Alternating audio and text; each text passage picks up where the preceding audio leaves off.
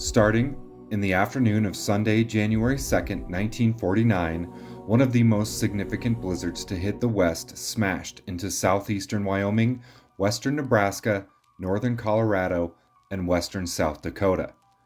Within hours, the storm dropped temps from the 30s to well below zero, and wind gusts blew well over 60+ miles per hour. It was so sudden and quick that cars were stranded under 10-foot drifts. Ranch houses became impromptu refugee shelters as folks stranded in the storm sought shelter from the road. Livestock was buried and locked into icy tombs. In the span of 3 days, the entire region was covered in snow and ice. It was not until January 5th, when the storm broke, the early investigations took place to assess the damage. Some snowdrifts were piled to 20 feet high and had to be blasted with dynamite. The toll on livestock was massive. Many ranchers lost entire herds. These animals would be so snow-packed together that they would unfortunately suffocate. Even the ones that managed to survive would have to be put down due to extreme frostbite. Rescue efforts started immediately.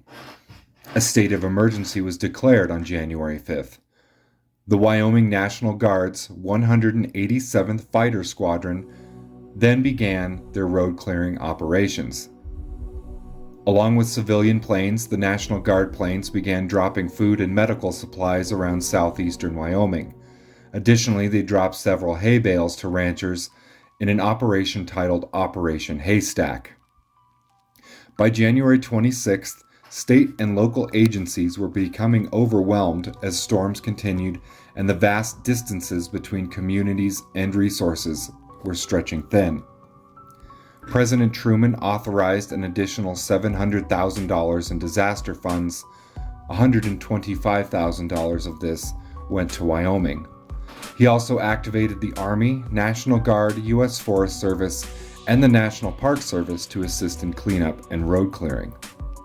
Local businesses and private companies that had access to heavy machinery assisted and supplied manpower to the dig-out. Locally in Carbon County and Rawlins, the radio station began partnering with radio stations in Sheridan and Cheyenne and broadcasting these messages to allow loved ones to contact each other that had been lost in the storm. Overall, this storm dumped feet of snow and took the lives of 78 people. It remains one of the largest blizzards in U.S. history and one of the largest natural disasters in this region. So I want to thank you for listening and watching this video.